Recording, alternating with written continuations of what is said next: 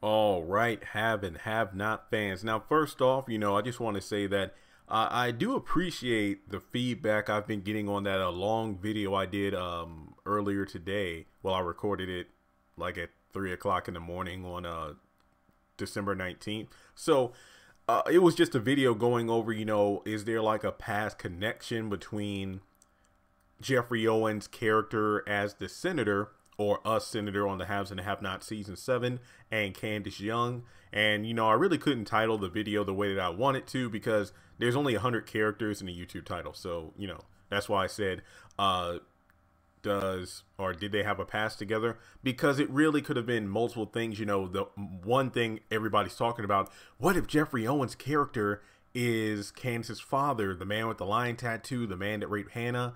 Then I took it another angle. What if he's the one who's running with Charles to be vice president? And then on top of that, what if there was a scenario where Candace, as her, back during her escort days, actually slept with Jeffrey Owens' character for money or whatever the case may be? Or another scenario, aside from the whole thing of him being the man with the lion tattoo, why don't you build up the story where those two get to know each other, not in a sexual sense, but more in the sense of, oh, he'll be a great asset to teach Candace how to, roll with the punches and the game of politics, because being older, he probably has years of experience under his belt. And, as time goes on, he's a father-like figure, but then there's a major twist when he is the father. Then I took it to another level. What if it's a scenario where crooked politicians come into play and he tries to take advantage of Candace in the same way that she took advantage of so many other men in her past in regards to sex for favor, sex for money, sex for power? What if he tries to push up on her, making things awkward? So I didn't just do that video because I could have easily titled it, "Is Jeffrey Owens, Candace's father?" I didn't want to do that because I've already done so many videos on that topic in regards to Derrick or another character. And I think I actually did one already about Jeffrey Owens' character being Candace's father. But in this video, I actually put up a poll on my YouTube community tab about, okay, you know what? Let's just have a face-off right here, right now, between Derrick and Jeffrey Owens' character. And then I put a third option, someone else, maybe someone who hasn't been introduced yet, or somebody who probably is dead. I said, who do you think is the father? And within not even 30 minutes, I think I already had about 70 votes, with a majority, and I think maybe over 60%, saying that they think Derrick is the father. And the more I sat down and thought about it, let's just put the third option of someone else on the table, under the table. We're just going to focus on Jeffrey Owens' character. And again, we only know he's going to be portraying a senator. So when I say Jeffrey Owens, I'm referring to the Senator blank. I say Senator blank because we don't know the name. The Senator blank that he's playing. So I don't mean Jeffrey Owens the person. I'm talking about the person he's portraying on the show versus Derrick. Who do I think is the father based off everything we know? If you were to ask me, and I'm not just saying, and I'm going to try to be as unbiased as possible because of the fact that I've done so many videos on Derrick. Putting that aside, if we go off of what we know now from the show, which does look in Derrick's favor because we know more about him than Jeffrey Owens' character for obvious reasons, I would say that I'm about, if I were to gauge it, I'd say I'm about 93% sure that he is the father, and 7% or less that Jeffrey Owens is the father. And it goes back to what I mentioned in my previous video, the one about, do Candace and Jeffrey Owens' character have a past together? Talking about how Tyler Perry likes to implement real life things into his shows sometime, into his writing. And I'm going to try to make this sound as not jacked up as I can. Now follow me with this. I think that, and again, I know this is just a TV show. I know that. But I don't know if that's the best thing to write Jeffrey Owens portraying a character who is a rapist. True, he might not be, the senator may not be a rapist now, but let's just think theoretically right here, okay? What we're going to do is talk about a theoretical situation about where Tyler Perry could take the show with Jeffrey Owens' character, and then we'll compare that to real life, okay? Now, let's follow me on this one. Let's say Jeffrey Owens is the guy with the lion tattoo, which means he's the guy that raped Hannah, which means he is the father of Candace Young. But he had a change of heart, completely different person now, and he's a senator, okay? Follow me on that one? But at the same time, he was still a rapist. Now, that's the theoretical situation of a character that Jeffrey Owens is portraying on the Haves and the Have-Nots, all right? And we all know Jeffrey Owens as Elvin, right? Elvin? Is that an Elvin from the Cosby Show? All right. Now look at recent events regarding Bill Cosby, the Cosby Show being taken off syndication. Jeffrey Owens, Trader Joe's. Everybody knows who he is. Oh, you're the guy from the Cosby Show. And, you know, Cosby's in jail now due to, you know, the midst of, I don't even want to say the midst of, because really these allegations have been popping up for years now. The Me Too, Time's Up movement with Cosby, sexual assault, rape, drugging, and the list goes on.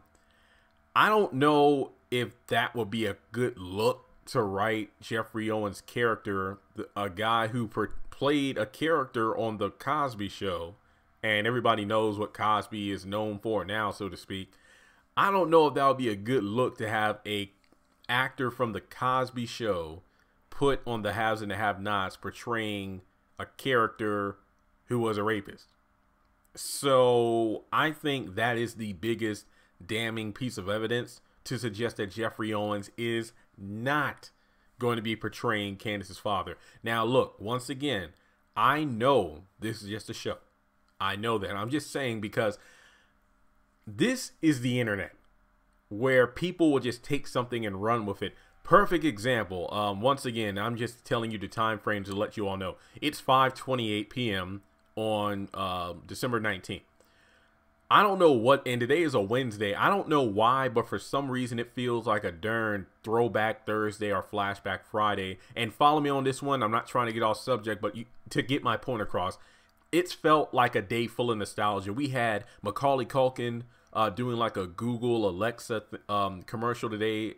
That's like Home Alone. We had the first look at the live action Disney Aladdin. We've had, you know, for video game players, they dropped the trailer for Jump Force containing a lot of characters from games we've all played since we were young. And the list goes on. There have been so many nostalgia-filled trailers and videos out there today that I'm surprised. Well, then again, I'm not surprised because since Aladdin dropped their first look, they probably weren't going to drop the Spider-Man trailer because that would overshadow it, you know, Disney. But pointing at the Aladdin topic, the fact that Aladdin was, what was it, on Twitter, Aladdin, Genie, Will Smith, Robin Williams, Jasmine, Jafar, like 8 different trending topics related to the film. The photo dropped around, what, like 8 or 9 o'clock. It was like a magazine cover. It had Will Smith's Genie. Then you had Naomi Scott, I believe is her name. I loved her since Lemonade Mouth, a Disney movie, Disney Channel original movie. And then you got the character of Aladdin. The internet destroyed that photo. It was just, why isn't Genie blue? How come Jasmine isn't more, you know, tan or dark skin? She's like light. It's like, no. And Aladdin, what is it? We live in a day and age where it doesn't matter what happens, a movie poster or trailer or whatever you want to call it. People will destroy it. And what I'm saying is, and I mean, we haven't even seen a trailer yet. I mean, like a real trailer. Like, am I going to watch the movie? Yeah. I mean, I feel like energy wise, Will Smith can actually do the Genie well, but he's not blue though. So we'll have to wait and see. But what I'm saying is this. The fact that the internet destroyed loud car in the Durham parking lot.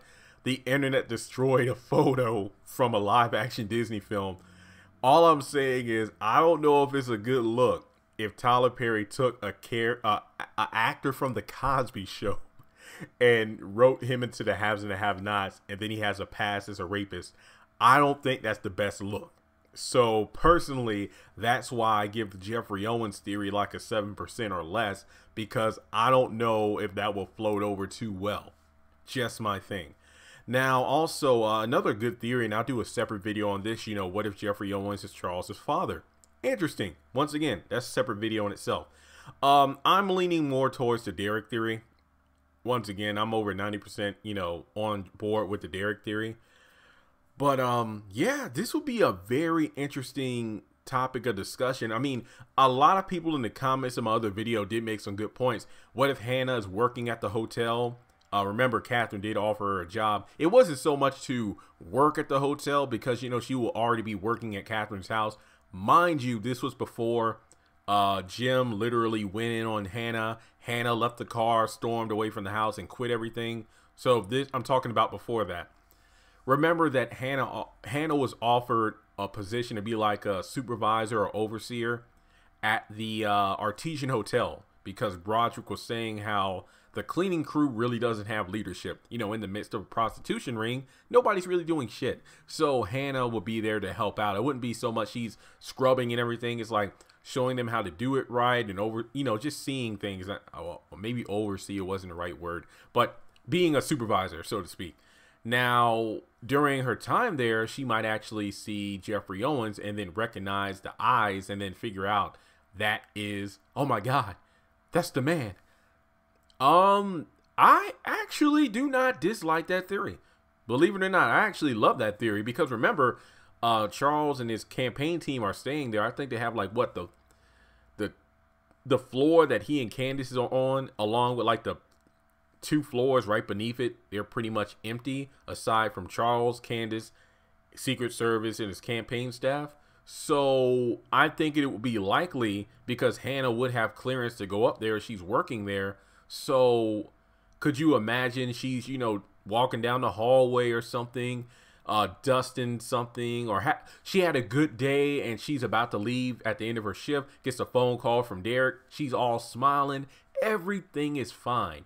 But then, dun dun dun, Jeffrey Owens' character happens to walk down the hallway and ask her a question, possible directions to get to a certain location in the hotel, and Hannah freezes up.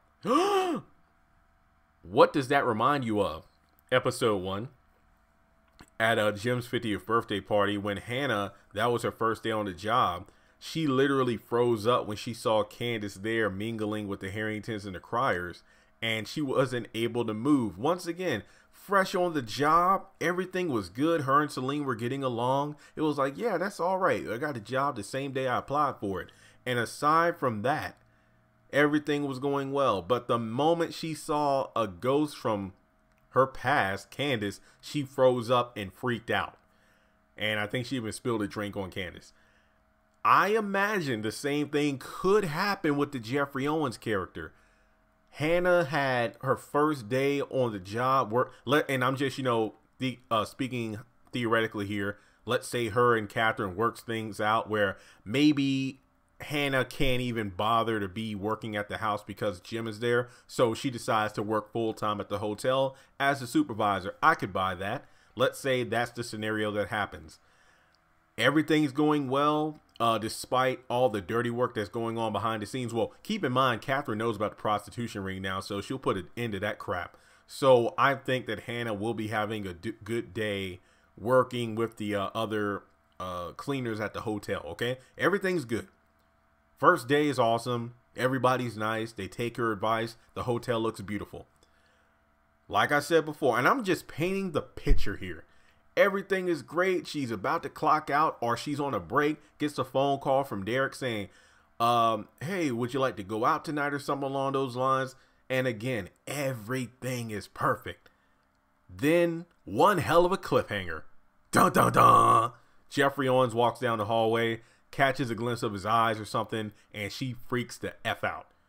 I will admit, despite the opening minutes of this video where I talk about all the reasons why it possibly wouldn't be a good idea to write in Jeffrey Owens as a character who had raped someone in the past, I will admit the shock factor of Hannah having the same reaction to Jeffrey Owens that she did to Candace back in episode 1 during the Jim's birthday party. I would think that is very good writing due to the fact that Tyler Perry brought things around full circle in regards to Hannah's reaction during the first day on a new job, the shock factor, and seeing from her past who had a big impact in her life. I mean, when you think about it, because the rapist, for all she knew, she was possibly going to die. And then she even said, you know, giving birth to Candace almost killed her as well. So, I mean, what if it's a scenario where Catherine's at the hotel? Maybe Catherine pops up to check in on Hannah. And maybe Jeffrey Owens' character or Charles, you know, go to compliment or, you know, the fact that the hotel looks amazing. It's beautiful. One of the cleanest hotels I've ever been in. And then Catherine introduces the Jeffrey Owens character to, you know, the head of the cleaning staff, and it's Hannah. And then they recognize each other. Well, I don't think Jeffrey Owens will recognize her. I think Hannah will just recognize him. So, yeah, believe it or not, you know, despite this video being more a versus battle, you know, Derrick versus Jeffrey Owens character, I definitely feel like I talk way more about Jeffrey Owens than Derrick because, number one, I've talked about Derrick enough so far based off all the information we've gotten on him so far. But Jeffrey Owens, I really wanted to chime in because a lot of people made a lot of good points in my video in the comment section, and that's what I like to see. Even if you disagree with me, if you give me a lot of reasons as to why you feel one way or another, that's great. But in that video, I don't think I really gave a straight answer. I just talked about multiple theories that the Jeffrey Owens character could take on the show in relation to Candace. So technically speaking, there really wasn't anything to agree or disagree with me with. You just expounded upon the thoughts that I already said, and that led to great content. So yeah, that was a good video. Hopefully this video does well too. But like I said before, if Tyler Perry wrote him in as a character that's Candace's father, I think there would be backlash from some people in regards to, how dare you invite a former Cosby person on your show, but then you write him to be a rapist just like Cosby. I could see backlash from that. But in regards to what I just said about the shock factor of Hannah meeting him for the first time, and then we know that she knows that we know that he is the guy with the lion tattoo, that would be great writing. So I will admit, there's the yin and yang to everything. And also, I don't know, maybe hang on a second, gotta adjust my chair just in case it squeaks, and my leg fell asleep. That was bad to sit Indian style while recording this. I didn't think it would be this long. Yeah, I'm not kidding, guys. I actually had to take a 15-minute intermission to pick up where I left off with the recording. My leg was freaking numb. But in any case, what really is interesting is the fact that, keep in mind, Tyler Perry said, you know, when he sent Jeffrey Owens that tweet inviting him to fly down to Atlanta in order to film for the #1 drama series on OWN, which was funny. Jeffrey Owens didn't even know about the tweet because he didn't even have a Twitter. He actually got the invite to come down, and Tyler Perry was pretty much saying that he would write him into the show or create a role for him. So one can make the argument that Jeffrey Owens isn't the father because, well, keep in mind, Tyler Perry created a role for him. Yes, it could have been the father. Like, the role itself could eventually be revealed that he is Candace's father. But I feel like Tyler Perry most likely had the father for Candace and the man with the lion tattoo already written into the show. So I do feel like Jeffrey Owens would probably not be that particular character. And this is just me really looking at behind the scenes facts. So I do feel like the percentage is really low for Jeffrey Owens. Maybe time will tell. You know, maybe we'll get that, and this sounds weird to say, but maybe we'll get that episode of a shirtless Derrick so we can get confirmation as to whether or not he has the lion tattoo.